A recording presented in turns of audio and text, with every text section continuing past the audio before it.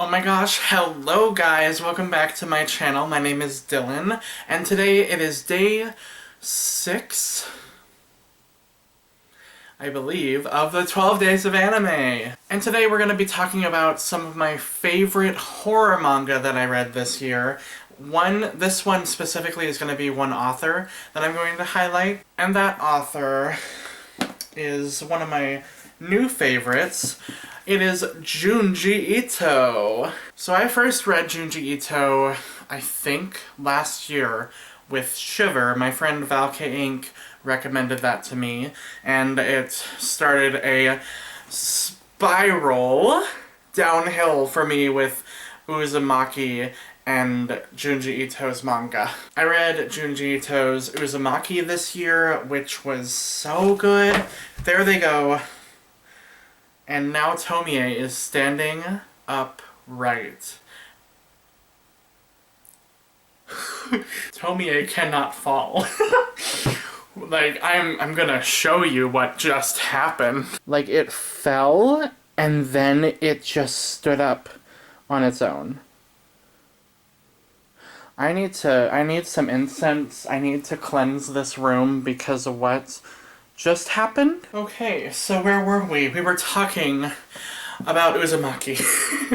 So Uzumaki is basically Junji Ito's, like, one of his most popular manga, but also his manga that basically talks about a concept. It basically uses the concept of a spiral and turns it into a horrifying adventure.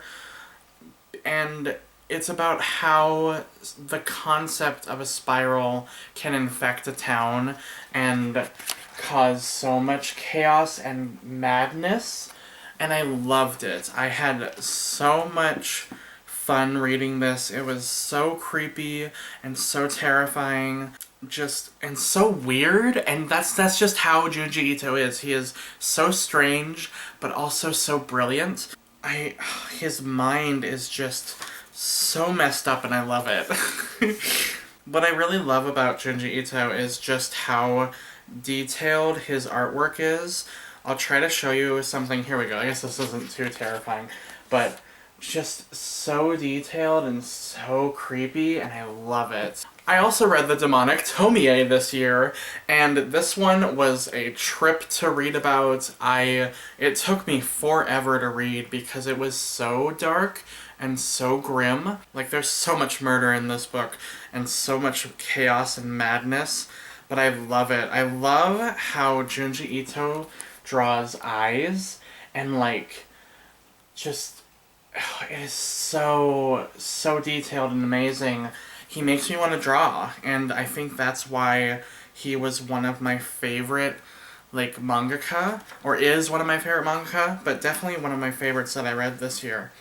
And I just, it's so gross and so creepy and weird, but I love it. And Tomie is also kind of comedic in a lot of ways too, because they satire a lot of things like sex and love and obsession, and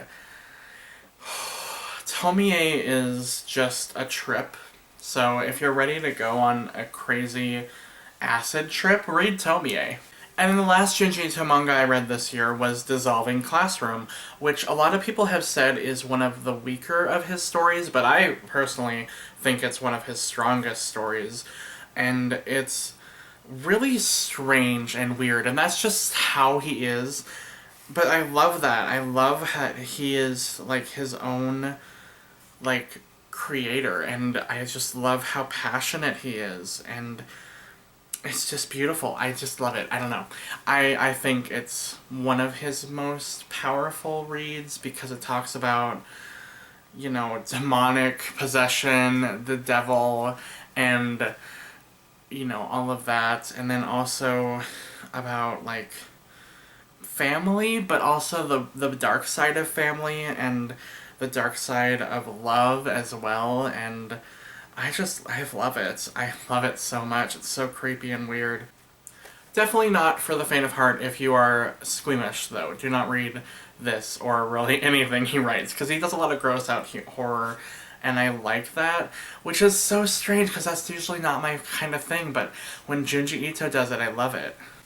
So what are some of your favorite Junji Ito stories? Let me know in the comments below and we can talk about it.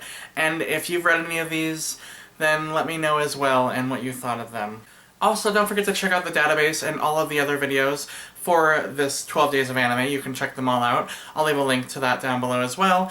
And thank you guys so much for watching this video. And I gotta go because my horror manga's attacking me.